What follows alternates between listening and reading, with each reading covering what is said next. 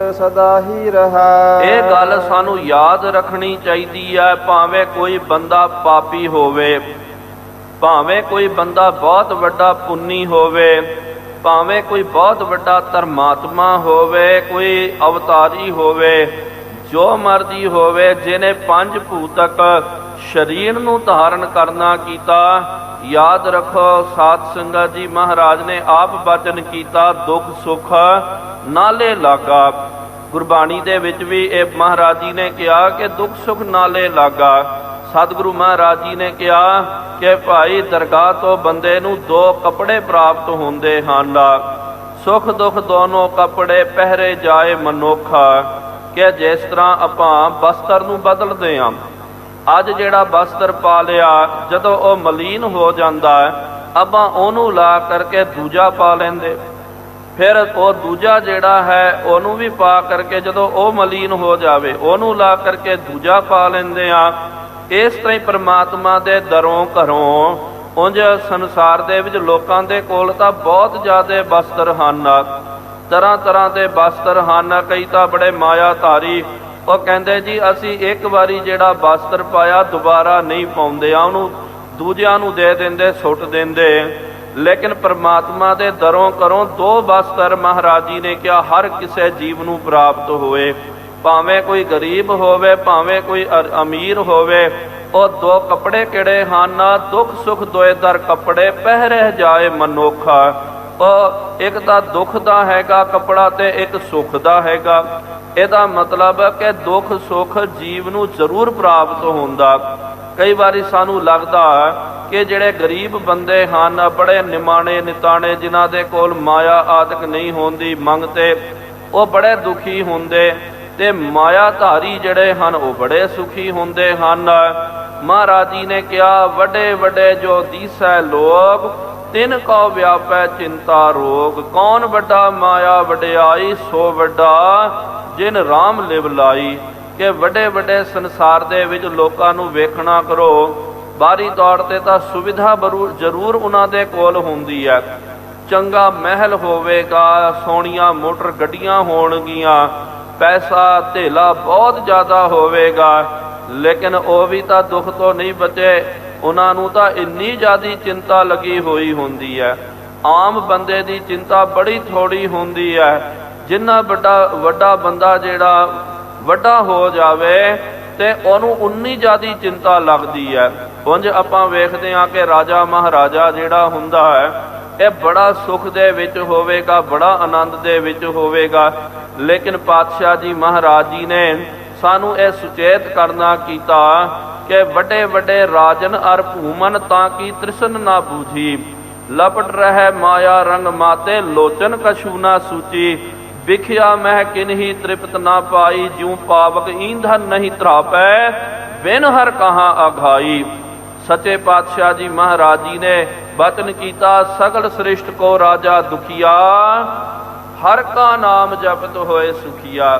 ਸਾਨੂੰ ਤਾਂ ਲੱਗਦਾ ਨਾ ਕਿ ਰਾਜਾ ਬੜਾ ਸੁਖੀ ਹੋਵੇਗਾ।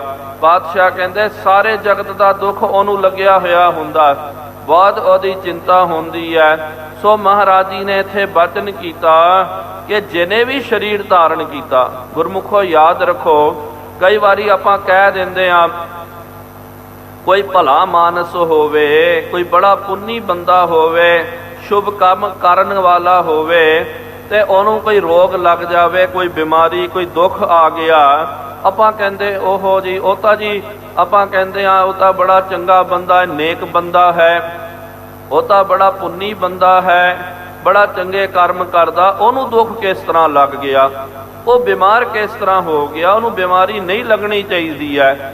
ਆਮ ਲੋਕਾਂ ਦੀ ਇਹ ਧਾਰਨਾ ਹੁੰਦੀ ਹੈ, ਲੇਕਿਨ ਸਾਧ ਸੰਗਤ ਜੀ ਇਹ ਧਾਰਨਾ ਜਿਹੜੀ ਹੈ ਸਾਡੀ ਗਲਤ ਹੈ। ਭਾਵੇਂ ਕੋਈ ਅਵਤਾਰੀ ਹੋਵੇ, ਭਾਵੇਂ ਵੱਡੇ ਤੋਂ ਵੱਡੇ ਧਰਮਾਤਮਾ ਕਿਉਂ ਨਾ ਹੋਣ, ਰੋਗ ਉਹਨਾਂ ਨੂੰ ਵੀ ਲੱਗਿਆ ਹੋਇਆ। ਜੋ ਜੋ ਦੀਸੈ ਸੋ ਸੋ ਰੋਗੀ। ਰੋਗ ਜਿਹਨੇ ਸਰੀਰ ਨੂੰ ਧਾਰਨ ਕਰਨਾ ਕੀਤਾ, ਪੰਜ ਭੂਤਕ ਜਿਨ੍ਹਾਂ ਨੇ ਸਰੀਰ ਧਾਰਨ ਕੀਤਾ, ਯਾਦ ਰੱਖੋ ਜ਼ਿੰਦਗੀ ਦੇ ਵਿੱਚ ਉਹਨਾਂ ਨੂੰ ਦੁੱਖ ਵੀ ਆਵੇਗਾ, ਸੁੱਖ ਵੀ ਆਵੇਗਾ।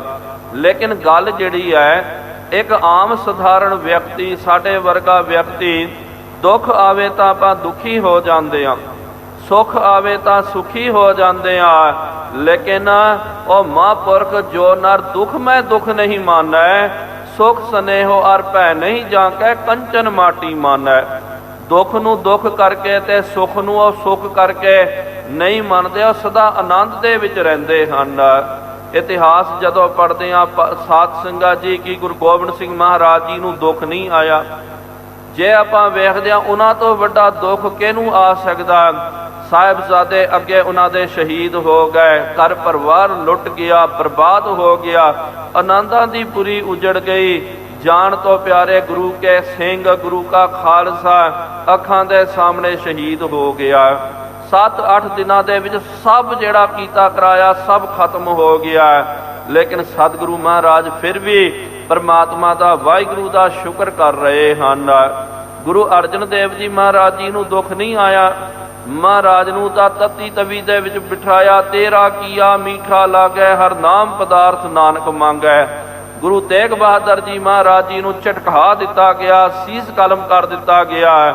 ਫਿਰ ਵੀ ਉਹਨਾਂ ਨੇ ਰੱਬ ਦਾ ਭਾਣਾ ਸਿਰ ਧਰ ਤੇ ਮੰਨਣਾ ਕੀਤਾ, ਰੱਬ ਦਾ ਸ਼ੁਕਰ ਹੀ ਕਰਨਾ ਕੀਤਾ। ਸੋ ਮਹਾਰਾਜ ਜੀ ਇੱਥੇ ਸਮਝਾ ਰਹੇ, ਸਾਨੂੰ ਵੀ ਸਮਝਣਾ ਚਾਹੀਦਾ, ਭਾਵੇਂ ਜੋ ਮਰਜ਼ੀ ਹੋਵੇ, ਚੰਗਾ ਹੋਵੇ ਭਾਵੇਂ ਮਾੜਾ ਹੋਵੇ, ਪ੍ਰਕਿਰਤੀ ਦੇ ਨਿਯਮ ਸਾਧ ਸੰਗਤ ਜੀ ਸਾਰਿਆਂ ਦੇ ਉੱਤੇ ਲਾਗੂ ਹੁੰਦੇ ਹਨ, ਸਾਰਿਆਂ ਦੇ ਉੱਤੇ ਲੱਗਦੇ ਹਨ।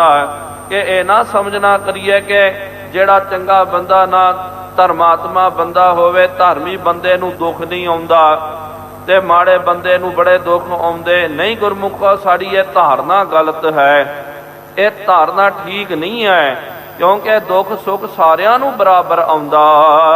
ਵੇਦ ਪੁਰਾਨ ਸੰਤ ਸਭ ਕਹਾ। ਮਹਾਰਾਜ ਜੀ ਨੇ ਕਿਹਾ, ਮਹਾਂਪੁਰਖ ਜਿਹੜੇ ਗਿਆਨੀ ਬੰਦੇ ਜਿਹੜੇ ਹਨ, ਸਤਿਗੁਰੂ ਮਹਾਰਾਜ ਨੇ ਵੀ ਗੁਰਬਾਣੀ ਦੇ ਵਿੱਚ ਤਰ੍ਹਾਂ ਤਰ੍ਹਾਂ ਦਾ ਇਹਦਾ ਦ੍ਰਿਸ਼ਟਾਂਤ ਦਿੱਤਾ। ਜੋ ਦਾਸ ਨੇ ਕੁਝ ਕੋ ਦ੍ਰਿਸ਼ਟਾਂਤ ਆਪ ਜੀ ਦੇ ਅੱਗੇ ਰੱਖਣੇ ਕੀਤੇ। ਹੋਨਹਾਰ ਨਹਿ ਮਿਟਹਿ ਕਦਾਈ। ਜੋ ਵੀ ਭਾਣਾ ਵਰਤਣ ਵਾਲਾ ਨਾ ਹੁੰਦਾ ਨਾ, ਉਹ ਭਾਣਾ ਵਰਤ ਕਰਕੇ ਰਹਿੰਦਾ। ਗੁਰੂ ਗੋਬਿੰਦ ਸਿੰਘ ਮਹਾਰਾਜ ਜੀ ਨੇ ਕਿਹਾ, ਹੋਣੀ ਹੋ ਸੋ ਹੋਈ, ਲਿਖਿਓ ਲੇਖ ਜੋਈ। ਜਿਹੜਾ ਲੇਖ ਲਿਖ ਦਿੱਤਾ ਜਾਂਦਾ ਨਾ, ਉਹ ਭਾਣਾ ਜ਼ਰੂਰ ਵਰਤਦਾ ਹੈ। ਉਹ ਹੋਣੀ ਜਿਹੜੀ ਹੈ, ਜੋ ਹੋਵਾ ਹੋਵਤ ਸੋ ਜਾਣੈ, ਪ੍ਰਭ ਆਪਣੇ ਕਾ ਹੁਕਮ ਪਛਾਨੈ। ਭਾਣੇ ਵਰਤ ਕੇ ਰਹਿੰਦੇ ਹਨ, ਹੋਣੀ ਵਰਤ ਕੇ ਹੀ ਰਹਿੰਦੀ ਹੈ। ਜੋ ਸਭ ਕੇ ਸਿਰ ਬੀਤਤ ਆਈ। ਮਹਾਰਾਜ ਨੇ ਕਿਹਾ, ਇਹ ਅੱਜ ਦੀ ਗੱਲ ਨਹੀਂ ਹੈ, ਆਦਿ ਕਾਲ ਤੋਂ ਇਹ ਚਲਾ ਆ ਰਿਹਾ। ਆਦਿ ਕਾਲ ਤੋਂ ਜਿਹੜੇ ਅਵਤਾਰੀ ਵੱਡੇ ਵੱਡੇ ਮਹਾਂਪੁਰਖ, ਉਹਨਾਂ ਨੂੰ ਵੀ ਪੀੜਾ ਝੱਲਣੀ ਪਈ ਹੈ। ਰਾਮਚੰਦਰ ਕੀ ਨਸਬਨ ਬਾਸਾ। ਹੁਣ ਮਹਾਰਾਜ ਜੀ ਦ੍ਰਿਸ਼ਟਾਂਤ ਦਿੰਦੇ ਹਨ, ਕਹਿੰਦੇ ਕਿ ਭਾਈ ਰਾਮਚੰਦਰ ਜੀ ਵੀ ਵਕਤ ਦੇ ਅਵਤਾਰੀ ਸਨ।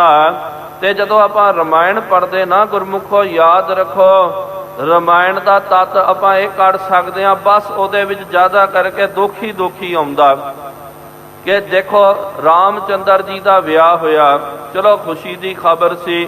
ਸੀਤਾ ਜੀ ਨੂੰ ਲੈ ਕਰਕੇ ਘਰ ਦੇ ਵਿੱਚ ਹਾਲੇ ਆਏ, ਆਉਂਦੇ ਸਾਥ ਹੀ ਫਿਰ ਮਤਰੇਈ ਮਾਂ ਨੇ ਕੰਨ ਭਰ ਕੇ ਉਹਨਾਂ ਨੂੰ ਵਨਵਾਸ ਦੇ ਦਿੱਤਾ। 12-14 ਸਾਲ ਦਾ ਵਨਵਾਸ ਭੋਗਣਾ ਪਿਆ। ਉੱਥੇ ਫਿਰ ਰਾਵਣ ਸੇਤੀ ਸਰਬਰ ਹੋਈ, ਘਰ ਕੀ ਜੋਏ ਗਵਾਈ ਥੀ। ਆਪਣੀ ਘਰਵਾਲੀ ਵੀ ਖੋ ਦਿੱਤੀ, ਭਾਵ ਕਿ ਰਾਵਣ ਲੁੱਟ ਕੇ ਲੈ ਕੇ ਚੱਲ ਗਿਆ। ਜੰਗ ਕਰਨਾ ਪਿਆ, ਉਹਦੇ ਨਾਲ ਜੰਗ ਕਰਕੇ ਲੈ ਕਰਕੇ ਆਏ। ਅਗਲੀ ਪ੍ਰੀਖਿਆ ਲੈਣੀ ਕੀਤੀ ਹੈ। ਇੱਕ ਧੋਬੀ ਨੇ ਕਹਿ ਦਿੱਤਾ ਆਪਣੀ ਘਰਵਾਲੀ ਨੂੰ, ਮੈਂ ਰਾਮ ਥੋੜੀ ਆ। ਜੋ ਸੀਤਾ ਇੰਨੇ ਦਿਨ ਰਾਵਣ ਦੇ ਘਰ ਦੇ ਵਿੱਚ ਰਹਿ ਗਈ, ਉਹਨੂੰ ਵਾਪਸ ਲੈ ਕਰਕੇ ਆ ਗਿਆ। ਮੈਂ ਤੈਨੂੰ ਲੈ ਕੇ ਨਹੀਂ ਆਉਣਾ, ਤੂੰ 2-3 ਰਾਤ ਤੂੰ ਪਤਾ ਨਹੀਂ ਕਿੱਥੇ ਰਹੀ ਕਰਕੇ ਉਹਨੇ ਤਾਣਾ ਮੇਣਾ ਜਾ ਮਾਰਿਆ। ਰਾਮਚੰਦਰ ਜੀ ਨੂੰ ਪਤਾ ਚੱਲਿਆ, ਆਪਣੀ ਗਰਭਵਤੀ ਇਸਤਰੀ ਨੂੰ ਵਨਵਾਸ ਦੇ ਦਿੱਤਾ। ਫਿਰ ਆਪਣੇ ਬੱਚਿਆਂ ਦੇ ਨਾਲ ਜੰਗ ਕਰਨੀ ਪਈ, ਲਵ ਅਤੇ ਕੁਸ਼ ਦੇ ਨਾਲ। ਬਹੁਤ ਭਿਆਨਕ ਜੰਗ ਹੋਇਆ। ਉਸ ਤੋਂ ਬਾਅਦ ਉਹਨਾਂ ਨੂੰ ਵਾਪਸ ਲੈ ਕਰਕੇ ਆਏ। ਬਹੁਤ ਵੱਡੀ ਕਥਾ। ਫਿਰ ਕੀ ਹੋਇਆ, ਇੱਕ ਦਿਨ ਸੀਤਾ ਜੀ ਅੰਦਰ ਬੈਠੇ ਹੋਏ ਤੇ ਮਨ ਦੇ ਵਿੱਚ ਆਇਆ ਤੇ ਕੰਧ ਦੇ ਉੱਤੇ ਉਹਨਾਂ ਨੇ ਤੇ ਰਾਵਣ ਕਰਕੇ ਲਿਖ ਦਿੱਤਾ। ਉਹਨਾਂ ਨੇ ਲਿਖਿਆ ਤੇ ਰਾਮਚੰਦਰ ਜੀ ਨੇ ਵੇਖਿਆ, ਮਨ ਵਿੱਚ ਸ਼ੱਕ ਆ ਗਿਆ ਕਿ ਲੱਗਦਾ ਜੀ ਇਹਦਾ ਕੋਈ ਨਾ ਕੋਈ ਰਾਵਣ ਦੇ ਨਾਲ ਚੱਕਰ ਹੋਵੇਗਾ, ਕੋਈ ਗੱਲਬਾਤ ਹੋਵੇਗੀ, ਤਾਂ ਕਰਕੇ ਉਹਦਾ ਨਾਮ ਇਹਨੇ ਕੰਧ ਦੇ ਉੱਤੇ ਲਿਖਣਾ ਕੀਤਾ। ਸੀਤਾ ਜੀ ਬੜੇ ਦੁਖੀ ਹੋ ਗਏ, ਕਹਿਣ ਲੱਗੇ ਕਿ ਤੁਸੀਂ ਪ੍ਰਭ ਮੋਹੇ ਅਜਹੂ ਲਗਾਵਤ ਦੋਸ਼ਾ। ਹੁਣ ਵੀ ਪ੍ਰਭੂ ਜੀ ਤੁਸੀਂ ਮੈਨੂੰ ਦੋਸ਼ ਲਾਉਂਦੇ ਹੋ।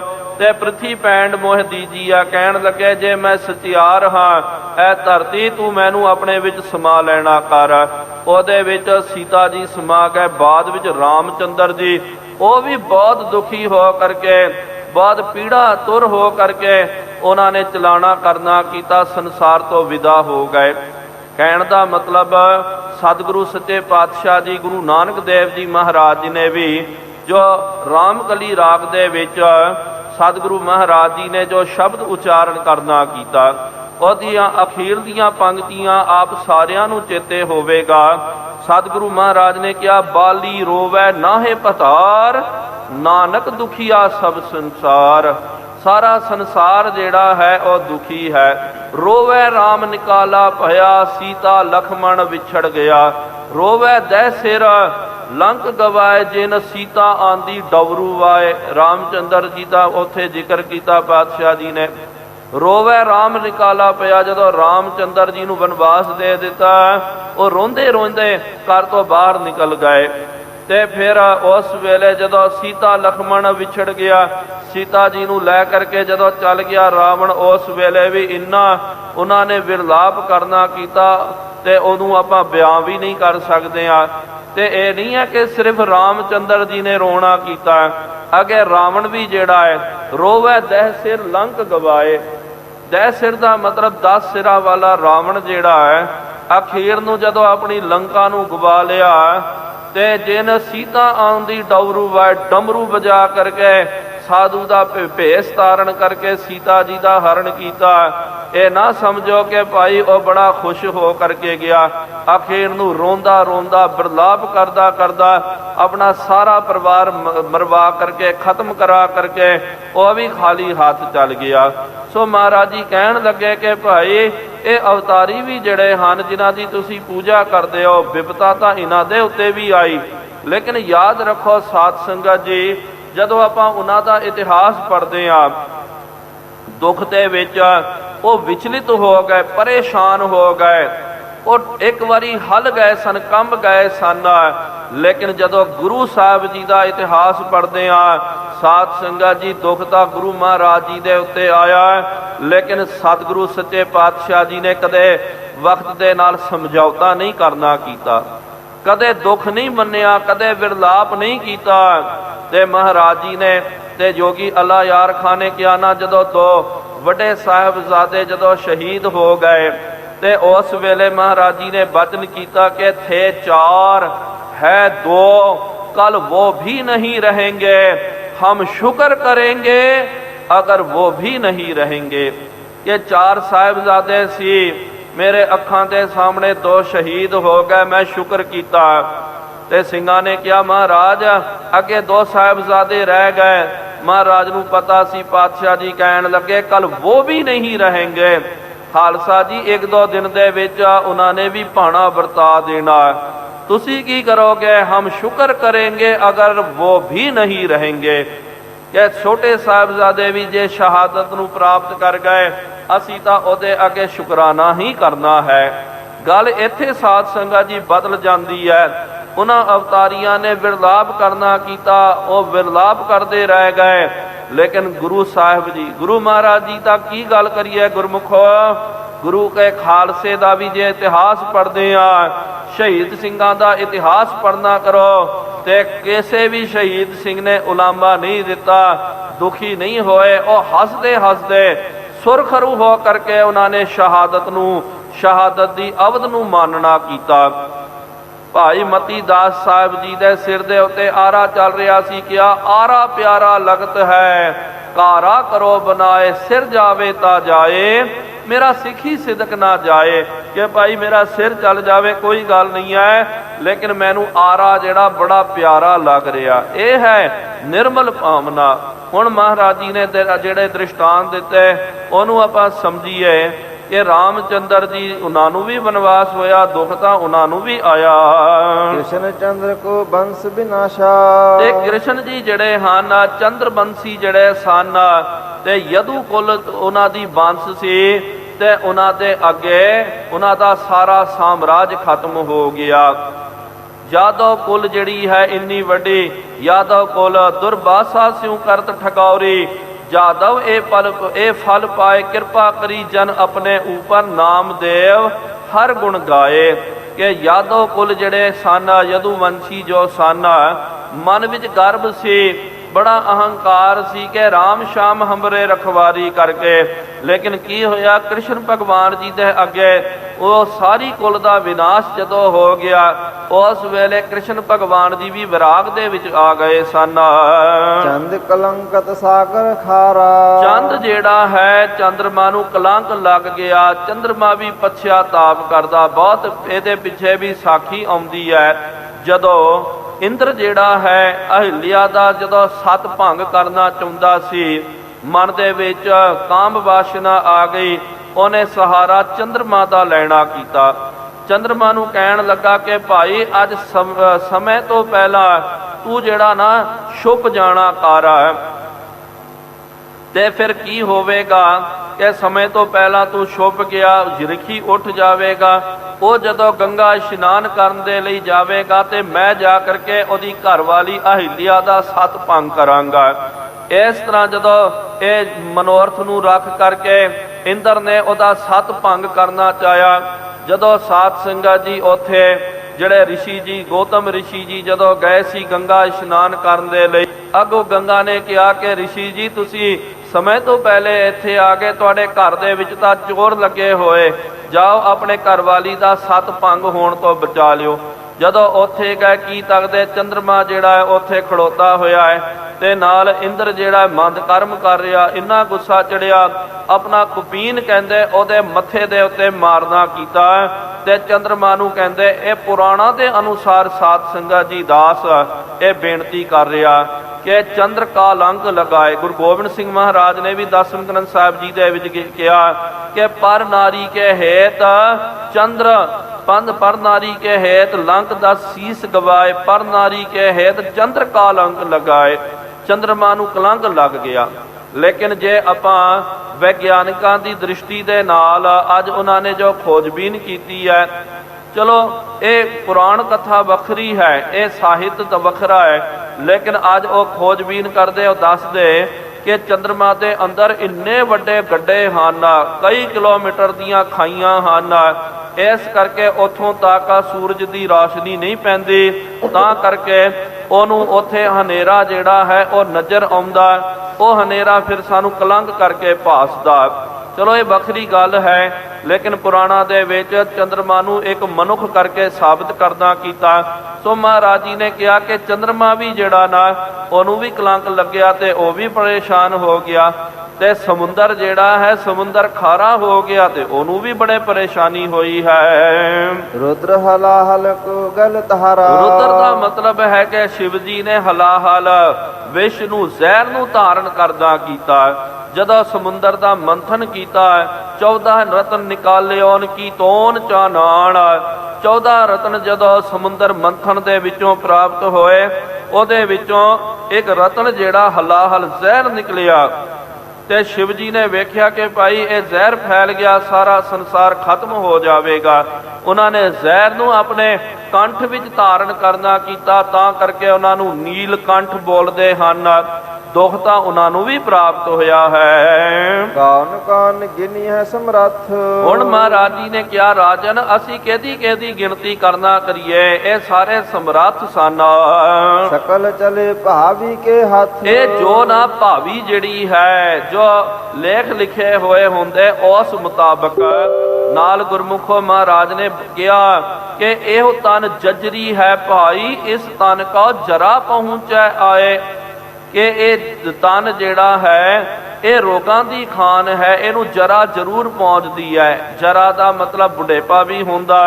ਜਰਾ ਸਾਧ ਸੰਗਤ ਜੀ ਬਿਮਾਰੀ ਨੂੰ ਵੀ ਕਹਿੰਦੇ ਹਨ। ਸਰੀਰ ਰੋਗਾਂ ਦਾ ਘਰ ਹੈ, ਕਦੇ ਨਾ ਕਦੇ ਇਹਨੂੰ ਰੋਗ ਜ਼ਰੂਰ ਲੱਗਦਾ, ਬੁਢਾਪਾ ਵੀ ਜ਼ਰੂਰ ਆਉਂਦਾ। ਇਹ ਤਾਂ ਪਰਮਾਤਮਾ ਦਾ ਅਟਲ ਨਿਯਮ ਹੈ, ਉਹਦੇ ਹੁਕਮ ਦੀ ਕੋਈ ਅਦੂਲੀ ਨਹੀਂ ਕਰ ਸਕਦਾ। ਜਿਨ ਪਰਮੇਸ਼ਰ ਕ੍ਰਿਤ ਕਾ ਉਠਾਨਾ। ਜੋ ਪਰਮਾਤਮਾ ਨੇ, ਵਾਹਿਗੁਰੂ ਜੀ ਨੇ ਜੋ ਕ੍ਰਿਤ ਨੂੰ ਕਰਨਾ ਕੀਤਾ, ਜੋ ਉਹਨੇ ਰਚਨਾ ਕਰਨੀ ਕੀਤੀ, ਤੇ ਆਨੰਦਿਤ ਹਰ ਸੋ ਮਾਨਾ। ਤੇ ਜਿਹੜੇ ਗੁਰਮੁਖ ਸੱਜਣ ਹੁੰਦੇ ਹਨ, ਪਾਤਸ਼ਾਹ ਜੀ ਨੇ ਕਿਹਾ ਨਾ ਮੀਤ ਕਰੈ ਸੋਈ ਹਮ ਮਾਨਾ, ਮੀਤ ਕੇ ਕਰਤਬ ਕੁਸ਼ਲ ਸਮਾਨਾ, ਏਕਾ ਟੇਕ ਮੇਰਾ ਮਨ ਚੀਤ, ਜਿਸ ਕਿਛ ਕਰਨਾ ਸੋ ਹਮਰਾ ਮੀਤ।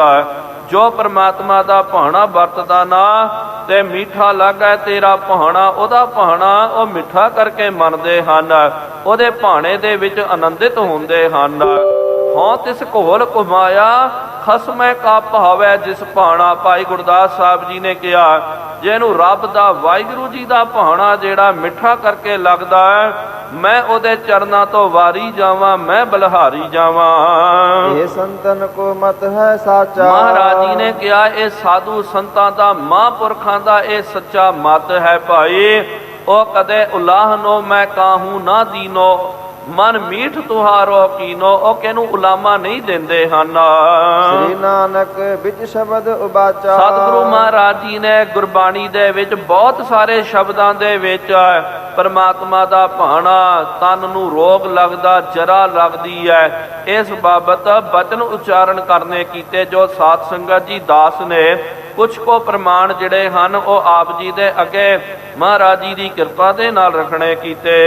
ਜਥਾ ਜੋਗ ਈਸ਼ਰ ਸਭ ਕਰਤਾ। ਜੋ ਵੀ ਕਰਨ ਵਾਲਾ ਨਾ ਪ੍ਰਮਾਤਮਾ ਯਥਾ ਜੋਗ ਸਾਰਿਆਂ ਦਾ ਕਰਤਾ ਧਰਤਾ ਹੈ। ਮੂਢ ਅਜਾਨ ਤਰਕ ਤਿਸ ਧਰਤਾ। ਜਿਹੜੇ ਮੂਰਖ ਹਨ, ਅਣਜਾਣ ਹਨ, ਉਹ ਉਹਦੇ ਲੇਖ ਦੇ ਉੱਤੇ ਤਰਕਾਂ ਵਿਤਰਕਾਂ ਕਰਦੇ ਹਨ, ਉਹਦੇ ਭਾਣੇ ਨੂੰ ਉਹ ਨਹੀਂ ਮੰਨਦੇ, ਉਹਦੇ ਉੱਤੇ ਤਰਕਾਂ ਵਿਤਰਕਾਂ ਕਰਦੇ ਕਿ ਭਾਈ ਇਹ ਵਾਹਿਗੁਰੂ ਨੇ ਕਿਉਂ ਕੀਤਾ, ਇਹ ਨਹੀਂ ਕਰਨਾ ਚਾਹੀਦਾ ਜੀ, ਇਹ ਤਾਂ ਬੜਾ ਸਖਤ ਭਾਣਾ ਹੋ ਗਿਆ। ਦੇਖੋ ਸਾਧ ਸੰਗਤ ਜੀ, ਕਈ ਵਾਰੀ ਆਪਾਂ ਵੇਖਦੇ ਹਾਂ ਕਈ ਗੁਰਮੁਖ ਪਿਆਰੇ ਕੁਝ ਪੰਕਤੀਆਂ ਜਿਹੜੀਆਂ ਹਨ ਤੇ ਗੱਡੀਆਂ ਦੇ ਉੱਤੇ ਜਾਂ ਕਿਸੇ ਥਾਵਾਂ ਤੇ ਉਹ ਲਿਖਦੇ ਹਨ। ਉਂਝ ਵੇਖਿਆ ਜਾਵੇ ਨਾ, ਇੰਜ ਇਹ ਪ੍ਰਦਰਸ਼ਨ ਨਹੀਂ ਕਰਨਾ ਚਾਹੀਦਾ। ਇੰਜ ਕੋਈ ਵੀ ਦੇਖੋ ਗੁਰਬਾਣੀ ਦੀ ਪੰਕਤੀ ਆਦਿਕ ਜਿਹੜੀ ਹੈ ਉਹ ਫਿਰ ਲਿਖ ਕਰਕੇ ਉਹ ਆਪਣੇ ਆਪ ਨੂੰ ਪਤਾ ਨਹੀਂ ਕੀ ਸਾਬਤ ਕਰਨਾ ਚਾਹੁੰਦੇ, ਚਲੋ ਉਹਨਾਂ ਦੀ ਆਪਣੀ ਮਰਜ਼ੀ। ਤੇ ਕਈ ਇਹ ਵੀ ਲਿਖਦੇ ਹਨ ਕਿ ਇਹ ਪਹਿ ਦਾਤ ਤੇਰੀ ਦਾਤਾਰ। ਬਹੁਤ ਸਾਰੇ ਲੋਕਾਂ ਨੇ ਆਪਨੇ ਵੇਖਿਆ ਹੋਵੇਗਾ ਗੱਡੀਆਂ ਦੇ ਉੱਤੇ ਲਿਖਿਆ ਜਾਂਦਾ ਇਹ ਪਹਿ ਦਾਤ ਤੇਰੀ ਦਾਤਾਰ, ਇਹ ਪਹਿ ਦਾਤ ਤੇਰੀ ਦਾਤਾਰ। ਭਾਈ ਇਹ ਜਿਹੜੀ ਪੰਕਤੀ ਜੋ ਹੈ ਨਾ ਅੱਧੀ ਪੰਕਤੀ ਹੈ, ਇਹ ਕਿਸ ਪਰਪੇਖ ਦੇ ਵਿੱਚ ਆਈ, ਜਦੋਂ ਪੂਰੀ ਪੰਕਤੀ ਪੜੋਗੇ ਤਾਂ ਆਪ ਨੂੰ ਪਤਾ ਲੱਗੇਗਾ। ਮਹਾਰਾਜ ਨੇ ਕਿਹਾ ਕੇਤਿਆਂ ਦੁਖ ਭੂਖ ਸਦ ਮਾਰ, ਇਹ ਬੇਦਾਤ ਤੇਰੀ ਦਾਤਾਰ। ਇਹ ਖੁਸ਼ੀ ਦੇ ਭਾਣੇ ਦੇ ਵਿੱਚ, ਖੁਸ਼ੀ ਦੇ ਸੰਬੰਧ ਵਿੱਚ ਨਹੀਂ ਆਇਆ। ਦੁੱਖ ਤੇ ਭੂਖ ਮਾਰ ਜਦੋਂ ਪੈਂਦੀ ਹੈ, ਬੰਦੇ ਮਰਦੇ ਹਨ।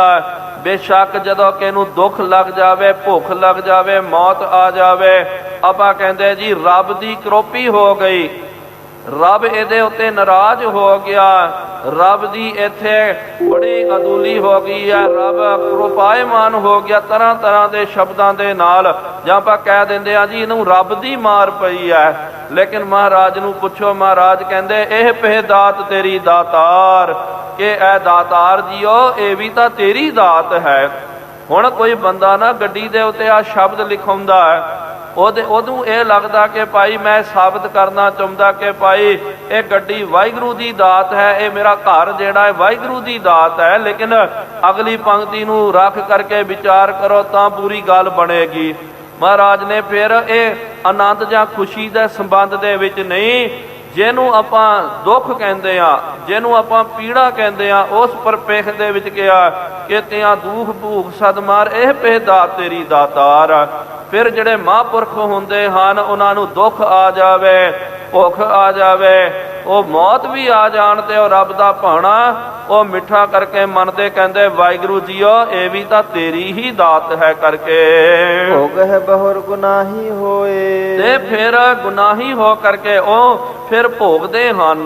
ਜੋ ਉਹਦਾ ਭਾਣਾ ਹੁੰਦਾ ਨਾ ਉਹ ਫਿਰ ਉਹਨੂੰ ਭਾਣੇ ਨੂੰ ਸੱਤ ਕਰਕੇ ਮੰਨਦੇ ਹਨ। ਭਾਣੇ ਕੋ ਨ ਮਾਨ ਹੈ ਜੋ। ਹੁਣ ਅੱਗੇ ਕਹਿੰਦੇ ਕਿ ਭਾਈ ਜਿਹੜਾ ਉਹਦੇ ਰੱਬ ਦੇ ਭਾਣੇ ਨੂੰ ਨਹੀਂ ਮੰਨਦਾ, ਜਾਂ ਤੇ ਸੁਨੋ ਨਰੇਸ਼ਵਰ ਧਰੀਏ। ਇਸ ਕਰਕੇ ਮਹਾਰਾਜ ਨੇ ਕਿਹਾ ਜਿਹੜਾ ਭਾਣੇ ਨੂੰ ਨਹੀਂ ਮੰਨਦਾ ਤੇ ਫਿਰ ਭੋਗਣਾ ਤਾਂ ਉਹਨੂੰ ਵੀ ਪੈਂਦਾ, ਲੇਕਿਨ ਭੋਗ ਕਰਕੇ ਉਹ ਗੁਨਾਹੀ ਬਣ ਜਾਂਦਾ, ਉਹ ਗੁਨਾਹਾਂ ਦਾ ਪਾਤਰ ਬਣ ਜਾਂਦਾ। ਗੱਲ ਗੁਰਮੁਖੋ ਇੱਕ ਯਾਦ ਰੱਖੋ ਕਿ ਜੋ ਵੀ ਪ੍ਰਮਾਤਮਾ ਦਾ, ਵਾਹਿਗੁਰੂ ਜੀ ਦਾ ਭਾਣਾ ਜਿਹੜਾ ਭਾਣਾ ਕਦੇ ਟਲ ਨਹੀਂ ਸਕਦਾ।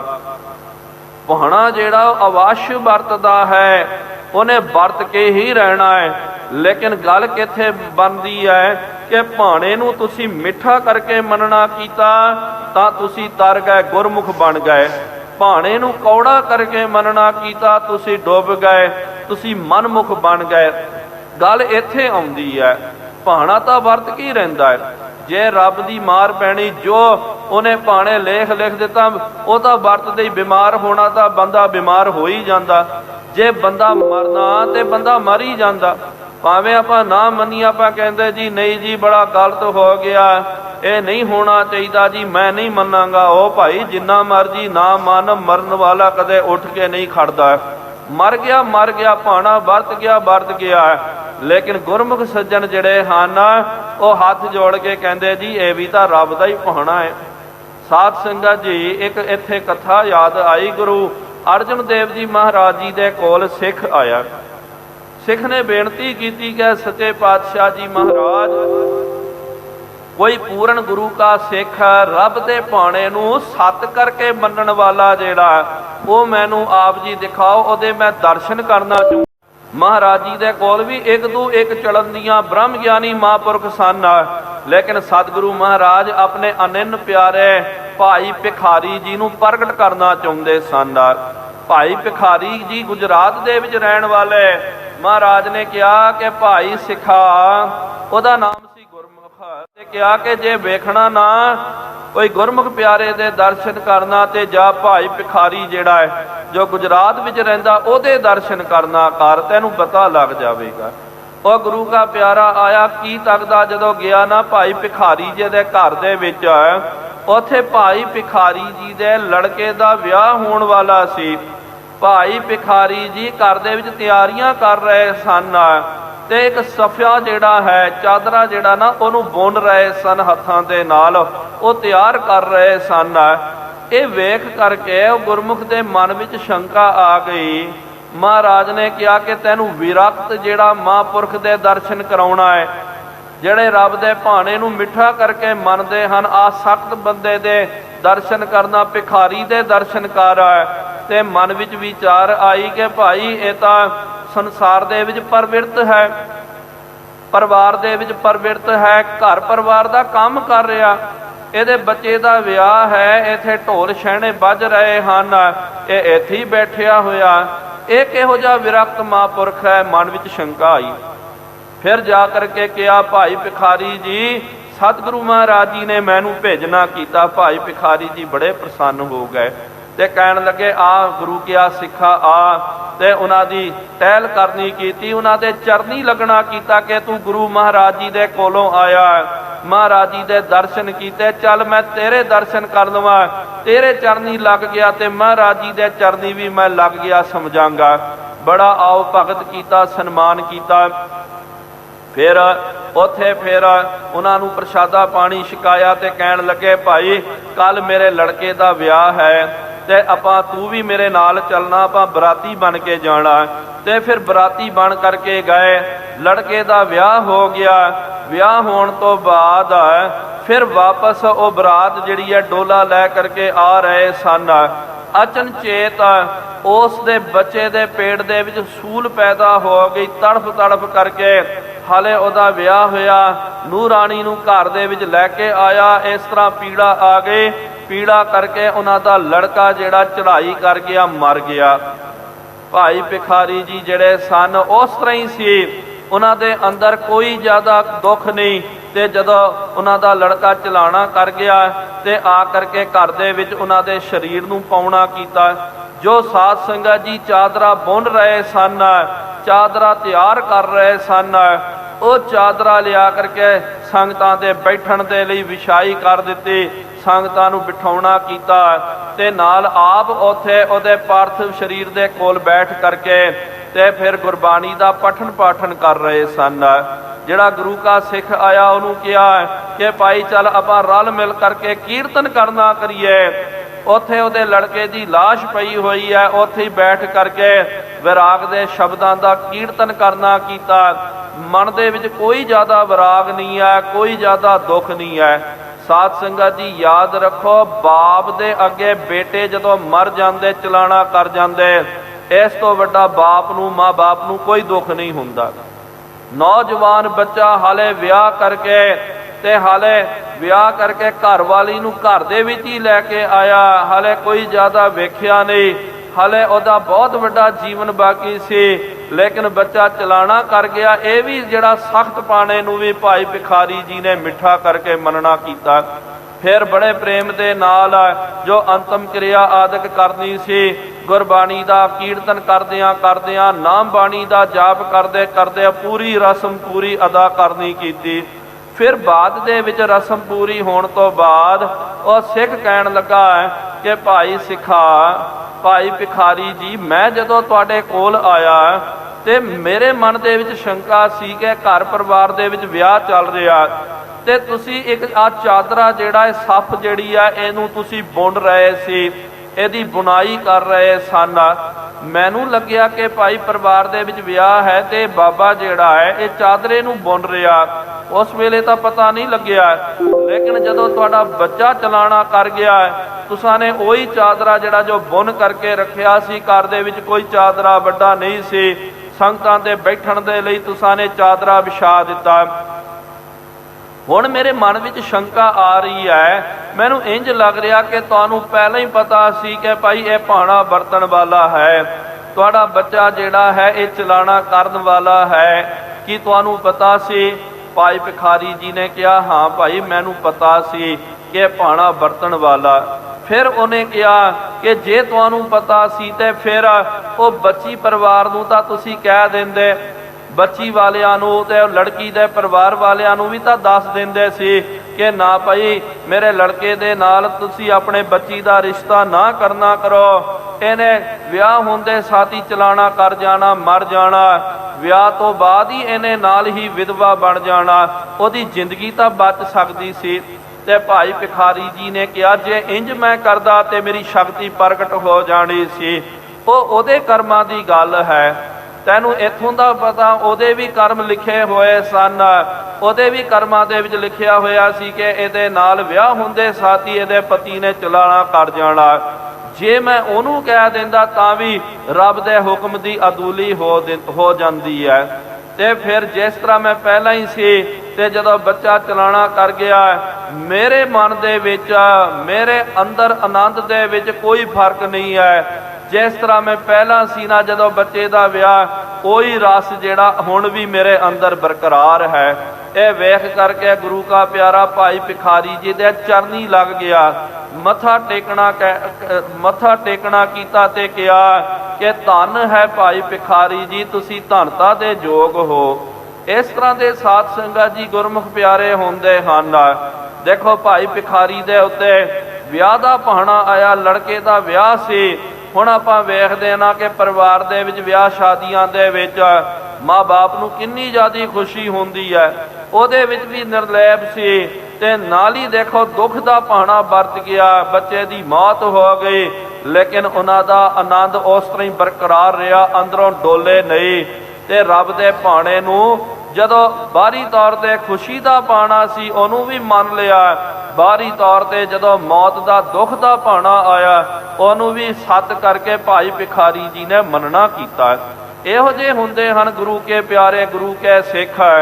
ਜੋ ਮਰਜੀ ਭਾਣਾ ਵਰਤ ਜਾਵੇ, ਸੁਖ ਦਾ ਹੋਵੇ ਭਾਵੇਂ ਦੁੱਖ ਦਾ ਹੋਵੇ, ਉਹ ਸੱਤ ਕਰਕੇ ਉਸ ਪਰਮਾਤਮਾ ਦੇ ਭਾਣੇ ਨੂੰ ਮੰਨ ਲੈਂਦੇ ਹਨ। ਪ੍ਰਭ ਭਾਣੇ ਕੋ ਤਰਕ ਨਾ ਕਰੀਏ। ਇਸ ਕਰਕੇ ਮਹਾਰਾਜ ਨੇ ਕਿਹਾ ਕਿ ਵਾਹਿਗੁਰੂ ਜੀ ਦਾ ਭਾਣਾ ਜਦੋਂ ਵਰਤਦਾ ਨਾ, ਉਹਦੇ ਉੱਤੇ ਤਰਕਣਾ ਨਹੀਂ ਕਰਨੀ ਚਾਹੀਦੀ ਹੈ, ਉਲਾਮਾ ਨਹੀਂ ਦੇਣਾ ਚਾਹੀਦਾ। ਉਲਾਹਨੋ ਮੈਂ ਕਾਹੂ ਨਾ ਦੀਨੋ। ਆਪਾਂ ਵੀ ਸਾਧ ਸੰਗਤ ਜੀ ਮਾਫ ਕਰਨਾ, ਥੋੜਾ ਵੀ ਕੋਈ ਦੁੱਖ ਵਰਤ ਜਾਵੇ, ਸੱਚ ਜਾਣੋ ਅਸੀਂ ਵੀ ਉਹਨਾਂ ਦੇ ਵਿੱਚ ਹੀ ਆ, ਆਪਾਂ ਸਾਰੇ ਇੱਕੋ ਹੀ ਆ ਭਾਈ। ਬਾਹਰੀ ਤੌਰ ਤੇ ਚਲੋ ਤੇ ਮੈਂ ਕਹਿਣ ਵਾਲਾ ਸੁਣਨ ਵਾਲੇ ਤੁਸੀਂ, ਤੁਹਾਨੂੰ ਲੱਗੇਗਾ ਕਿ ਨਹੀਂ ਜੀ ਇਹ ਕੁਛ ਵਿਸ਼ੇਸ਼ ਹੋਣਗੇ, ਨਹੀਂ ਪਿਆਰਿਓ, ਬਾਹਰੀ ਤੌਰ ਤੇ ਹੈ, ਅੰਦਰੀ ਤੌਰ ਤੇ ਨਾ ਉਹ ਤਾਂ ਮਹਾਰਾਜ ਨੂੰ ਪਤਾ, ਸਤਿਗੁਰੂ ਮਹਾਰਾਜ ਜੀ ਬਖਸ਼ ਲੈਣ ਅਵਸਥਾ ਕਿੱਥੇ ਹੁੰਦੀ ਹੈ। ਥੋੜਾ ਵੀ ਕੋਈ ਭਾਣਾ ਦੁੱਖ ਦਾ ਵਰਤ ਜਾਵੇ, ਆਪਾਂ ਸਿੱਧਾ ਰੱਬ ਨੂੰ ਉਲਾਮਾ ਦੇ ਦਿੰਦੇ ਆ ਕਿ ਰੱਬਾ ਤੂਨੇ ਕੀ ਕੰਮ ਕਰਨਾ ਕੀਤਾ। ਕਈਆਂ ਦਾ ਤਾਂ ਸਾਧ ਸੰਗਤ ਜੀ ਮਨ ਇੰਨਾ ਕੱਚਾ ਹੋ ਜਾਂਦਾ ਹੈ, ਉਹਨਾਂ ਦਾ ਤਾਂ ਇੰਨੇ ਅਸ਼ਰਧਕ ਬਣ ਜਾਂਦੇ ਹਨ। ਮਾਫ ਕਰਨਾ, ਹੁਣ ਗੁਰੂ ਘਰਾਂ ਦੇ ਵਿੱਚ ਹੀ ਆਪਾਂ ਵੇਖਦੇ ਹਾਂ ਕਈ ਆਉਂਦੇ ਕਹਿੰਦੇ ਜੀ ਅਸੀਂ ਯਾਤਰਾ ਕਰਨ ਨੂੰ ਚੱਲੇ ਹਾਂ, ਹਜੂਰ ਸਾਹਿਬ ਜਾਣਾ। ਠੀਕ ਹੈ ਭਾਈ, ਵਧੀਆ ਗੱਲ ਹੈ। ਇੱਥੇ ਆਏ ਤੇ ਇੱਥੇ ਜੇ ਕਮਰਾ ਨਹੀਂ ਮਿਲਿਆ, ਜੇ ਇੱਥੇ ਉਹਨਾਂ ਦਾ ਯੋਗ ਪ੍ਰਬੰਧ ਨਹੀਂ ਹੋਇਆ, ਉਹ ਲੜ ਝਗੜ ਕਰਕੇ ਵਾਪਸ ਚੱਲ ਜਾਂਦੇ। ਕਹਿੰਦੇ ਜੀ ਨਹੀਂ, ਅਸੀਂ ਮਹਾਰਾਜ ਜੀ ਦੇ ਦਰਸ਼ਨ ਵੀ ਨਹੀਂ ਕਰਨਾ ਜੀ, ਇਹ ਲੋਕ ਚੰਗੇ ਨਹੀਂ ਹਨ, ਇਸ ਤਰ੍ਹਾਂ ਉਸ ਤਰ੍ਹਾਂ ਪਤਾ ਨਹੀਂ ਕੀ ਕੁਛ ਕਰਕੇ ਉਹ ਚੱਲ ਜਾਂਦੇ। ਥੋੜੀ ਕੋ ਦਿੱਕਤ ਆ ਗਈ, ਉਹ ਫਿਰ ਚਲੋ ਕਈ ਵਾਰੀ ਹਬੀ ਨਬੀ ਹੋ ਜਾਂਦੀ, ਕੁਛ ਗਲਤੀਆਂ ਹੋ ਜਾਂਦੀਆਂ। ਲੇਕਿਨ ਭਾਈ ਜੇ ਉਹਨਾਂ ਨੂੰ ਆਪਾਂ ਸਮਝਾਈਏ ਕਿ ਭਾਈ ਤੂੰ ਸਿਰਫ ਕਮਰੇ ਦੇ ਵਿੱਚ ਰਹਿਣ ਦੇ ਲਈ ਆਇਆ, ਜਾਂ ਇੱਥੇ ਸਿਰਫ ਲੰਗਰ ਛਕਣ ਦੇ ਲਈ ਜਾਂ ਮौज ਮਸਤੀ ਕਰਨ ਦੇ ਲਈ ਆਇਆ, ਜੇ ਇਹ ਕਰਨ ਦੇ ਲਈ ਆਇਆ ਤੇ ਉਹਦਾ ਪ੍ਰਬੰਧ ਨਹੀਂ ਬਣਿਆ ਤੇ ਤੂੰ ਜਾ ਸਕਦਾ। ਲੇਕਿਨ ਤੂੰ ਕਹਿੰਦਾ ਜੀ ਮੈਂ ਦਰਸ਼ਨ ਕਰਨ ਦੇ ਲਈ ਆਇਆ ਹੈ, ਲੇਕਿਨ ਥੋੜੀ ਵੀ ਹਬੀ ਨਬੀ ਹੋ ਗਈ, ਇਹੋ ਜਿਹੇ ਅਸ਼ਰਦਕ ਬੰਦੇ ਥੋੜੀ ਵੀ ਜੀ ਅੱਗੇ ਪਿੱਛੇ ਹੋ ਗਿਆ, ਉਹਨਾਂ ਦੀ ਪਤਾ ਨਹੀਂ ਸ਼ਰਧਾ ਉਸੇ ਵੇਲੇ ਟੁੱਟ ਜਾਂਦੀ, ਉਹਨੂੰ ਸ਼ਰਧਾ ਵੀ ਨਹੀਂ ਕਹਿ ਸਕਦੇ। ਉਹ ਕਹਿੰਦੇ ਜੀ ਗੁਰੂ ਘਰ ਦੇ ਵੀ ਦਰਸ਼ਨ ਨਹੀਂ ਕਰਨਾ, ਮਹਾਰਾਜ ਜੀ ਦੇ ਵੀ ਮੱਥਾ ਨਹੀਂ ਟੇਕਣਾ ਜੀ, ਵਾਪਸ ਚੱਲ ਜਾ ਰਿਹਾ। ਉਹ ਭਾਈ ਤੂੰ ਆਇਆ ਤਾਂ ਵੀ ਕੋਈ ਇੱਥੇ ਫਿਰ ਕੋਈ ਇਹ ਥੋੜੀ ਹੋ ਜਾਣ ਵਾਲਾ, ਜੇ ਤੂੰ ਚੱਲ ਗਿਆ ਤੇ ਕਿਹੜਾ ਕਿਹਦਾ ਨੁਕਸਾਨ ਹੋਣ ਵਾਲਾ ਹੈ। ਫਾਇਦਾ ਵੀ ਤੇਰਾ ਹੈ ਤੇ ਨੁਕਸਾਨ ਵੀ ਤੇਰਾ। ਕਹਿਣ ਦਾ ਮਤਲਬ ਲੋਕਾਂ ਦੀ ਸ਼ਰਧਾ ਕਿੰਨੀ ਛੋਟੀ ਸੌੜੀ ਹੁੰਦੀ ਹੈ। ਥੋੜਾ ਕੋ ਕੁਝ ਘਾਟਾ ਵਾਧਾ ਹੋ ਜਾਵੇ, ਗੁਰੂ ਘਰੋਂ ਟੁੱਟ ਜਾਂਦੇ ਹਨ ਕਈ ਲੋਕ। ਹੁਣ ਆਪਾਂ ਵੇਖਦੇ ਹਾਂ ਸਾਧ ਸੰਗਤ ਜੀ ਜਦੋਂ ਵਿਚਰੀਦਾ ਹੈ ਤੇ ਕਈ ਕਹਿੰਦੇ ਜੀ ਕਿ ਜੀ ਸਾਡੇ ਉੱਤੇ ਦੁੱਖ ਆ ਗਿਆ, ਮੇਰੀ ਤਾਂ ਸ਼ਰਧਾ ਬੜੀ ਸੀ ਬਾਬੇ ਨਾਨਕ ਦੇ ਗੁਰੂ ਘਰ ਦੇ ਉੱਤੇ, ਲੇਕਿਨ ਇਹ ਦੁੱਖ ਆ ਗਿਆ, ਮੇਰੀ ਸ਼ਰਧਾ ਟੁੱਟ ਗਈ, ਇਸ ਕਰਕੇ ਜੀ ਮੈਂ ਗੁਰੂ ਘਰ ਤੋਂ ਬੇਮੁਖ ਹੋ ਗਿਆ, ਮੈਂ ਪਤਿਤ ਬਣ ਗਿਆ, ਮੈਂ ਕੇਸਾਂ ਦੀ ਬੇਅਦਬੀ ਕਰਾ ਦਿੱਤੀ, ਮੈਂ ਆਹ ਕਰ ਦਿੱਤਾ ਉਹ ਕਰ ਦਿੱਤਾ ਹੈ। ਉਹਨੂੰ ਫਿਰ ਆਪਾਂ ਕਹੀਏ ਕਿ ਭਾਈ ਤੈਨੂੰ ਤਾਂ ਇੰਨਾ ਕੋ ਦੁੱਖ ਆਇਆ ਹੈ, ਤੇ ਜਿਹੜੇ ਇਤਿਹਾਸ ਪੜ੍ਹ ਭਾਈ ਤਾਰੂ ਸਿੰਘ ਦੇ ਉੱਤੇ ਕਿੰਨਾ ਜ਼ਿਆਦਾ ਦੁੱਖ ਆਇਆ ਹੈ, ਭਾਈ ਮਨੀ ਸਿੰਘ ਸਾਹਿਬ ਜੀ ਦੇ, ਔਰ ਵੀ ਭਾਈ ਸ਼ਾਹਬਾਜ਼ ਸਿੰਘ, ਭਾਈ ਸੁਬੇਗ ਸਿੰਘ, ਔਰ ਵੀ ਮਹਾਂਪੁਰਖਾਂ ਦੇ ਉੱਤੇ ਮਤੀ ਦਾਸ, ਸਤੀ ਦਾਸ, ਭਾਈ ਦਿਆਲਾ ਜੀ ਉੱਤੇ ਕਿੰਨਾ ਜ਼ਿਆਦਾ ਦੁੱਖ ਆਇਆ ਕਿ ਉਹਨਾਂ ਨੇ ਸਿੱਖੀ ਦਾ ਤਿਆਗ ਕਰ ਦਿੱਤਾ, ਕਿ ਉਹਨਾਂ ਨੇ ਕਿਹਾ ਨਹੀਂ ਮਹਾਰਾਜ ਤੇ ਦੁੱਖ ਆ ਰਿਹਾ, ਅਸੀਂ ਸੁਖ ਦੇ ਬੇਲੀਆਂ, ਦੁੱਖ ਦੇ ਬੇਲੀ ਨਹੀਂ ਆ, ਅਸੀਂ ਸੁਖ ਦਾ, ਅਸੀਂ ਆਪ ਜੀ ਦਾ ਸਾਥ ਛੱਡ ਰਹੇ ਹਾਂ। ਪਿਆਰਿਓ, ਉਹਨਾਂ ਨੇ ਤਾਂ ਆਪਣਾ ਜੀਵਨ ਵਾਰ ਦਿੱਤਾ, ਲੇਕਿਨ ਸਤਿਗੁਰੂ ਮਹਾਰਾਜ ਜੀ ਦੇ ਚਰਨਾਂ ਦਾ ਓਟ ਆਸਰਾ ਅਖੀਰ ਤੱਕ ਸਿੱਖੀ ਨੂੰ ਕੇਸਾ ਸਵਾਸਾਂ ਤੱਕ ਨਿਭਾਉਣਾ ਕੀਤਾ। ਥੋੜੀ ਕੋ ਗੱਲ ਹੋ ਜਾਵੇ ਆਪਾਂ ਪਤਿਤ ਬਣ ਜਾਂਦੇ ਆ, ਗੁਰੂ ਘਰ ਤੋਂ ਬੇਮੁਖ ਬਣ ਜਾਂਦੇ ਆ, ਇਹ ਬੇਮੁਖਾਂ ਦੀ ਨਿਸ਼ਾਨੀ ਹੈ। ਸਤਿਗੁਰੂ ਮਹਾਰਾਜ ਜੀ ਨੇ ਬਚਨ ਕੀਤਾ, ਇਸ ਕਰਕੇ ਭਾਈ ਰੱਬ ਦਾ ਜੋ ਵੀ ਭਾਣਾ ਵਰਤਦਾ ਨਾ, ਉਹਦੇ ਉੱਤੇ ਤਰਕ ਵਿਤਰਕ ਨਹੀਂ ਕਰਨਾ ਚਾਹੀਦਾ, ਕਿੰਤੂ ਪਰੰਤੂ ਨਹੀਂ ਕਰਨੀ ਚਾਹੀਦੀ ਹੈ। ਕਦੇ ਰੱਬ ਨੂੰ ਉਲਾਮਾ ਨਹੀਂ ਦੇਣਾ ਚਾਹੀਦਾ। ਹਾਂ, ਕਦੇ ਕੋਈ ਦੁੱਖ ਸੁੱਖ ਆਵੇ, ਭਾਵੇਂ ਬੰਦਿਆਂ ਨੂੰ ਜਿੰਨਾ ਮਰਜ਼ੀ ਲਾਲਤਾ ਕੱਢੋ, ਜਿੰਨੇ ਮਰਜ਼ੀ ਉਲਾਮੇ ਦਿਓ, ਚੱਲ ਜਾਂਦਾ ਹੈ, ਲੇਕਿਨ ਕਦੇ ਵੀ ਗੁਰੂ ਸਾਹਿਬ ਜੀ ਨੂੰ ਤੇ ਰੱਬ ਨੂੰ ਕਦੇ ਉਲਾਮਾ ਨਹੀਂ ਦੇਣਾ ਚਾਹੀਦਾ। ਈਸ਼ਰ ਕੀ ਮਰਜ਼ੀ ਮਹਿ ਚਾਲੇ। ਗੁਰਮੁਖ ਪਿਆਰੇ ਜਿਹੜੇ ਹਨ ਉਹ ਈਸ਼ਵਰ ਦੀ, ਵਾਹਿਗੁਰੂ ਜੀ ਦੀ ਮਰਜ਼ੀ ਦੇ ਵਿੱਚ ਚੱਲਦੇ ਹਨ। ਹਰਖ ਸਹਤ ਮਤ ਸੰਤ ਵਿਸਾਲੇ। ਉਹ ਮਹਾਂਪੁਰਖ ਜਿਹੜੇ ਹਨ ਜੋ ਮਰਜ਼ੀ ਭਾਣਾ ਵਰਤ ਜਾਵੇ ਉਹ ਸਦਾ ਆਨੰਦਿਤ ਰਹਿੰਦੇ, ਪ੍ਰਸੰਨ ਚਿੱਤ ਰਹਿੰਦੇ ਹਨ। ਭੂਪਤ ਗੁਰਬਾਣੀ ਸਾਰ। ਇਸ ਤਰ੍ਹਾਂ ਸਤਿਗੁਰੂ ਮਹਾਰਾਜ ਜੀ ਨੇ ਗੁਰਬਾਣੀ ਦਾ ਸਾਰ ਤੱਤ ਜਿਹੜਾ ਰਾਜੇ ਦੇ ਤਾਂ ਹੀ ਕਹਿ ਦਿੱਤਾ ਹੈ। ਰਾਜੇ ਨੇ ਕਿਹਾ ਸੀ ਨਾ ਮਹਾਰਾਜ ਤੁਸੀਂ ਤਾਂ ਰੋਗਾਂ ਦੇ ਨਾਸ਼ ਕਰਨ ਵਾਲੇ, ਰੋਗਾਂ ਦਾ ਖੰਡਨ ਕਰਨ ਵਾਲੇ, ਤੁਹਾਨੂੰ ਰੋਗ ਕਿਸ ਤਰ੍ਹਾਂ ਲੱਗ ਗਿਆ। ਗੁਰਮੁਖੋ ਯਾਦ ਰੱਖੋ, ਮਹਾਰਾਜ ਜੀ ਨੇ ਪਰਉਪਕਾਰ ਦੇ ਲਈ ਸ਼ਕਤੀਆਂ ਵਰਤਾਈਆਂ, ਕਰਾਮਾਤਾਂ ਦਿਖਾਈਆਂ, ਲੇਕਿਨ ਨਿੱਜੀ ਸਵਾਰਥ ਦੇ ਲਈ ਪਾਤਸ਼ਾਹ ਜੀ ਨੇ ਕਦੇ ਕੋਈ ਸ਼ਕਤੀ, ਕੋਈ ਕਰਾਮਾਤ ਨੂੰ ਨਹੀਂ ਵਰਤਾਉਣਾ ਕੀਤਾ। ਇਹੀ ਤਾਂ ਗੁਰਮੁਖ ਇਹਨੂੰ ਕਹਿੰਦੇ ਅਜਰ ਜਰਨ ਕੀ ਔਧ ਜਨਾਈ। ਅਜਰ ਸ਼ਕਤੀ ਨੂੰ ਮਹਾਰਾਜ ਜੀ ਨੇ ਜਰ ਕਰਕੇ ਰੱਖਣਾ ਕੀਤਾ। ਹਿਰਦੇ ਵਿਚਾਰਤ ਤੁਸ਼ਨ ਤਹਾਰ। ਇਹ ਹਿਰਦੇ ਵਿੱਚ ਵਿਚਾਰ ਕਰਕੇ ਰਾਜਾ ਜਿਹੜਾ ਇੱਕਦਮ ਚੁੱਪ ਬੜੁੱਪ ਹੋ ਗਿਆ। ਕਹਾਂ ਕਹਿਨ ਸਰਬਗਨ ਸੰਗ। ਮਨ ਵਿੱਚ ਸੋਚਦਾ ਕਿ ਭਾਈ ਇਹ ਤਾਂ ਸਰਵੱਗ ਹਨ, ਇਹਨਾਂ ਦੇ ਨਾਲ ਨਹੀਂ ਕਹਿਣਾ ਚਾਹੀਦਾ। ਜੋ ਕੁਛ ਕਰਹਿ ਸੋ ਆਪਨ ਉਮੰਗ। ਜੋ ਇਹ ਕਰਦੇ ਨਾ ਆਪਣੀ ਮਰਜ਼ੀ ਦੇ ਵਿੱਚ, ਪ੍ਰਮਾਤਮਾ ਦੇ ਰੰਗ ਉਹਦੇ ਬਾਣੇ ਦੇ ਵਿੱਚ ਇਹ ਆਨੰਦਿਤ ਰਹਿੰਦੇ। ਬੈਠਿਓ ਰਹਿਓ ਸੋ ਕੇਤਕ ਇਸ ਕਾਲ। ਤਰ੍ਹਾਂ ਕੁਛ ਕੋ ਸਮਾਂ ਰਾਜਾ ਜੈ ਸਿੰਘ ਮਹਾਰਾਜ ਜੀ ਦੀ ਹਜ਼ੂਰੀ ਵਿੱਚ ਬੈਠਿਆ ਰਿਹਾ। ਦੇਖ ਗੁਰੂ ਤਨ ਚਿੰਤ ਵਿਸਾਲ। ਮਹਾਰਾਜ ਨੂੰ ਵੇਖ ਕਰਕੇ ਮਨ ਵਿੱਚ ਚਿੰਤਾ ਬਹੁਤ ਜ਼ਿਆਦੀ ਆ ਰਹੀ ਹੈ। ਹਜ਼ਰਤ ਮੇਲ ਨਹੀਂ ਬਨ ਆਵਾ। ਮਨ ਵਿੱਚ ਸੋਚਦਾ ਕਿ ਭਾਈ ਇਹਨਾਂ ਨੇ ਤਾਂ ਰਾਜੇ ਨੂੰ, ਔਰੰਗਜ਼ੇਬ ਨੂੰ ਜੋ ਮਰਜ਼ੀ ਹੋ ਜਾਏ ਨਹੀਂ ਮਿਲਣਾ ਹੈ। ਜਬਲਾ ਬੈਠ ਨ ਸਭਾ ਲਗਾਵਾ। ਜਦੋਂ ਤੱਕ ਇਹ ਬੈਠ ਕਰਕੇ ਸਭਾ ਨਹੀਂ ਲਾਉਣਗੇ। ਕਰਨ ਉਪਾਏ ਅਨੇਕਾ ਪਹਾਂਤ। ਹੁਣ ਵਿਚਾਰ ਕਰਦਾ ਕਿ ਭਾਈ ਮੈਂ ਹੁਣ ਕੀ ਉਪਾਅ ਕਰਨਾ ਕਰਾਂ। ਦਾਸਨ ਸਾਥ ਕਹੀ ਬਹੁ ਬਾਤ। ਫਿਰ ਬਾਅਦ ਦੇ ਵਿੱਚ ਜਿਹੜੇ ਦਾਸ ਸੀ, ਸੇਵਾਦਾਰ, ਉਹਨਾਂ ਦੇ ਤਾਂ ਹੀ ਕਹਿਣਾ ਕੀਤਾ। ਅੰਤਰ ਮਾਤਾ ਪਰਦੇ ਮਾਹੇ। ਫਿਰ ਬਾਅਦ ਦੇ ਵਿੱਚ ਮਹਾਰਾਜ ਜੀ ਤੋਂ ਵਿਦਾ ਲੈ ਕਰਕੇ ਸਤਿਕਾਰਯੋਗ ਮਾਤਾ ਜੀ ਜਿੱਥੇ ਸਨ ਉੱਥੇ ਚੱਲ ਗਿਆ। ਮਸਤਕ ਟੇਕ ਪਠਿਓ ਨਰ ਨਾਹੀ। ਮਾਤਾ ਜੀ ਦੇ ਅੱਗੇ ਮੱਥਾ ਟੇਕ ਕਰਕੇ ਬੈਠ ਗਿਆ ਹੈ। ਗੁਰ ਆਇਸ ਲੈ ਬੰਧਨ ਠਾਨ। ਸਤਿਗੁਰੂ ਮਹਾਰਾਜ ਜੀ ਤੋਂ ਆਗਿਆ ਬੰਦਨਾ ਕਰਕੇ ਉਠਿਓ ਨਰੇਸ਼ੁਰ ਕਰਨ ਭਿਆਨ। ਫਿਰ ਰਾਜਾ ਜੈ ਸਿੰਘ ਆਪਣੇ ਘਰ ਨੂੰ ਪਿਆਨਾ ਕਰਨ ਦੇ ਲਈ ਹੈ। ਲਹਿਰ ਪੌਰ ਪਰ ਬੰਧਨ ਕਰ ਕਾ। ਫਿਰ ਬਾਹਰ ਨਿਕਲ ਕਰਕੇ ਜੋ ਦਰਸ਼ਨੀ ਦੇਵੜੀ ਹੈ ਉੱਥੇ ਦਰਸ਼ਨੀ ਦਰਵਾਜ਼ੇ ਦੇ ਅੱਗੇ ਵੀ ਮੱਥਾ ਟੇਕਣਾ ਕੀਤਾ। ਗਮਨਿਓ ਨਿਜ ਵਾਹਨ ਪਰ ਚਰਕਾ। ਫਿਰ ਆਪਣੇ ਵਾਹਨ ਦੇ ਉੱਤੇ ਚੜ ਕਰਕੇ ਆਪਣੇ ਮਹਿਲਾਂ ਨੂੰ ਗਮਨ ਕਰ ਦਿੱਤਾ। ਸਦਨ ਆਪਨੇ ਪਹੁੰਚੋ ਆਏ। ਇੰਜ ਜੈ ਸਿੰਘ ਜਿਹੜਾ ਆਪਣੇ ਘਰ ਨੂੰ ਆ ਕਰਕੇ ਪਹੁੰਚ ਗਿਆ। ਨਾਨਾ ਰਸ ਕੇ ਭੋਜਨ ਖਾਏ। ਨਾਨਾ ਤਰ੍ਹਾਂ ਦੇ ਰਸ ਦੇ ਭੋਜਨ ਵਿੰਜਨ ਛਕਣੇ ਕੀਤੇ। ਔਰੰਗ ਨਿਕਟ ਜਾਏ ਸਭ ਗਾਏ। ਫਿਰ ਔਰੰਗਜ਼ੇਬ ਦੇ ਕੋਲ ਜਾ ਕਰਕੇ ਕਹਿ ਦਿੱਤਾ, ਦੱਸ ਦਿੱਤਾ। ਪ੍ਰਥਮ ਦੇਹ ਸਵਰ ਸੋ ਹੋਏ ਆਈ। ਤੇ ਕਹਿਣ ਲੱਗਾ ਕਿ ਹੁਣ ਸਤਿਗੁਰੂ ਮਹਾਰਾਜ ਜੀ ਦੇ ਸਰੀਰ ਨੂੰ ਜਵਰ ਚੜਿਆ ਹੋਇਆ, ਬੁਖਾਰ ਚੜੀ ਹੋਈ ਹੈ। ਅਬੈ ਸੀਤਲਾ ਦਈ ਦਿਖਾਈ। ਹੁਣ ਉਹਨਾਂ ਦੇ ਤਨ ਦੇ ਵਿੱਚ ਚੇਚਕ ਦੇ ਜੋ ਫਿੰਸੀਆਂ ਫੋੜੇ ਹੁੰਦੇ ਉਹ ਵੀ ਨਜ਼ਰ ਆ ਰਹੇ। ਪੜ ਰਹੇ ਗੁਰ ਪਿਖੇ ਸੋ ਜਾਈ। ਹੁਣ ਜਦੋਂ ਮੈਂ ਗਿਆ ਨਾ, ਸਤਿਗੁਰੂ ਮਹਾਰਾਜ ਜੀ ਲੰਬੇ ਪਏ ਹੋਏ ਸਨ। ਉਹਨਾਂ ਨੂੰ ਬਿਮਾਰੀ ਲੱਗੀ ਹੋਈ ਹੈ, ਰੋਗ ਲੱਗਿਆ ਹੋਇਆ ਹੈ। ਤੁਰਤ ਸ਼ਾਹ ਚਿਤ ਮਹਿ ਲਖ ਆਪ। ਇਹ ਵੇਖ ਕਰਕੇ ਬਾਦਸ਼ਾਹ ਨੇ ਮਨ ਵਿੱਚ ਵਿਚਾਰ ਕੀਤੀ, ਤਿਉ ਰਾਮ ਰਾਏ ਕੋ ਕਿਉਂਕਿ ਰਾਮ ਰਾਏ ਨੇ ਬਾਰ-ਬਾਰ ਸ਼ਰਾਪ ਦਿੱਤਾ ਨਾ, ਇਹ ਜੀ ਕਾਲ ਦੇ ਖਾਜੇ ਹਨ, ਇਹਨੂੰ ਦਾ ਇਹਨਾਂ ਨੇ ਸੀਤਲਾ ਨੇ, ਬਿਮਾਰੀ ਨੇ ਇਹਨਾਂ ਨੂੰ ਖਾ ਜਾਣਾ ਹੈ ਕਰਕੇ।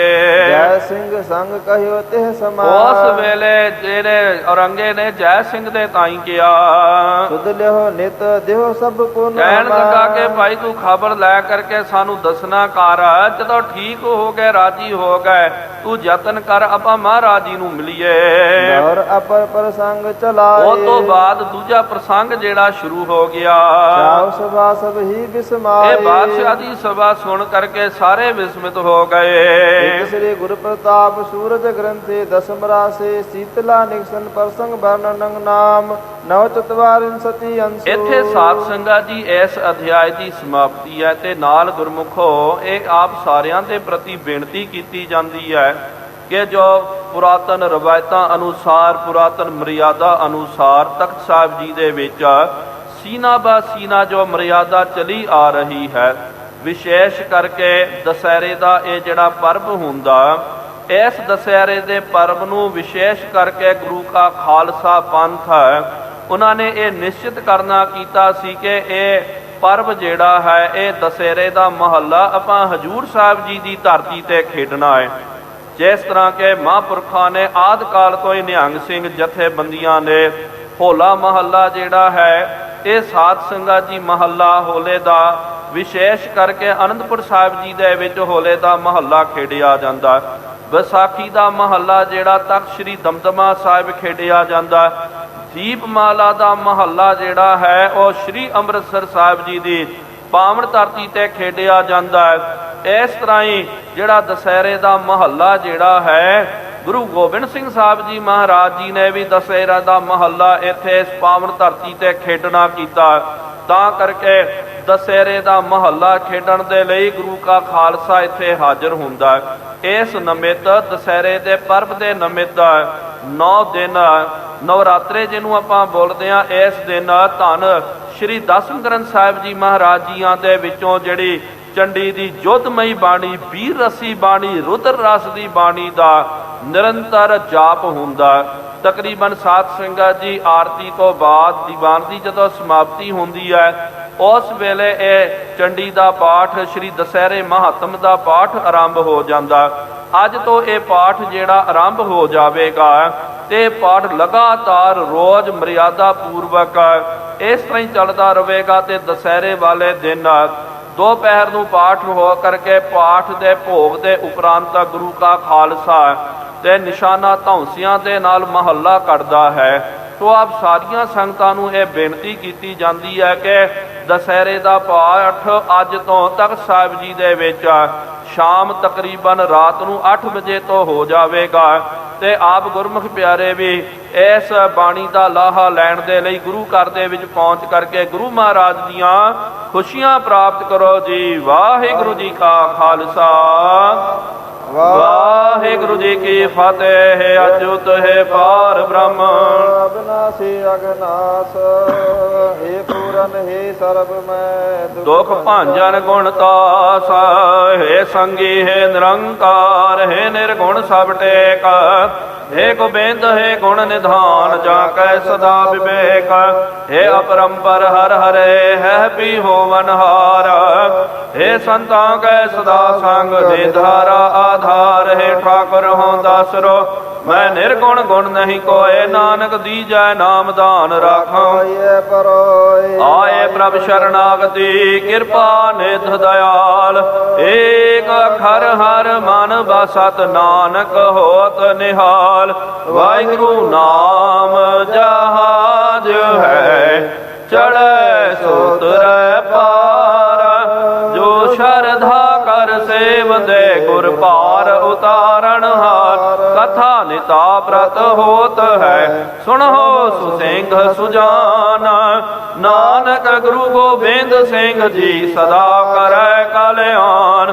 नानक गुरु गोबिंद सिंह जी सदा करै कल्याण। एक ओंकार सतनाम करता पुरख, निर्भव निर्वैर अकाल मूरत, अजूनी सैभं गुर प्रसाद जप। आद सच जुगाद सच, है भी सच, नानक होसी भी सच।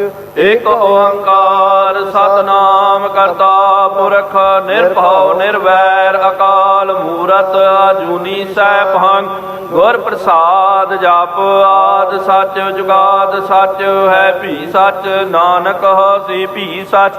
एक ओंकार सतनाम करता पुरख, निर्भव निर्वैर अकाल मूरत, अजूनी सैभं गुर प्रसाद जप। आद सच जुगाद सच, है भी सच, नानक होसी भी सच। एक ओंकार सतनाम करता पुरख, निर्भव निर्वैर अकाल मूरत, अजूनी सैभं गुर प्रसाद जप।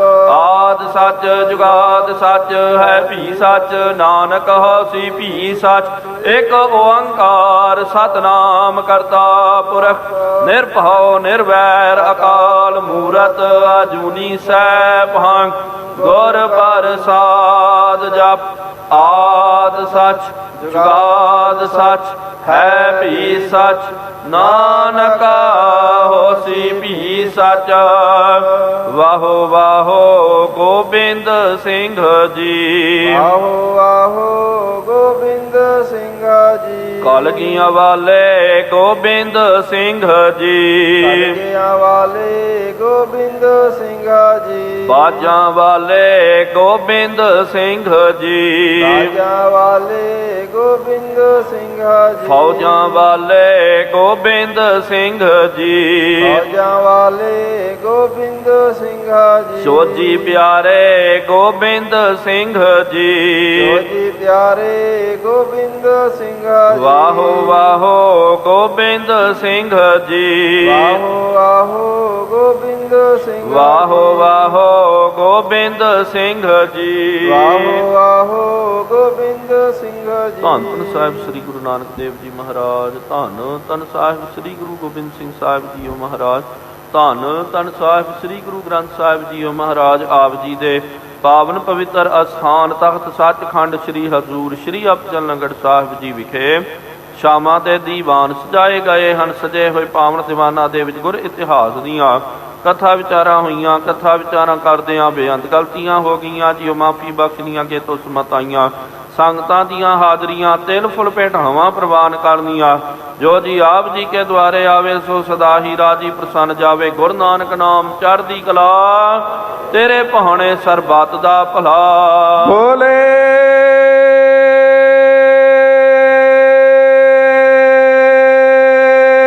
ਸੋਨਿਹਾ।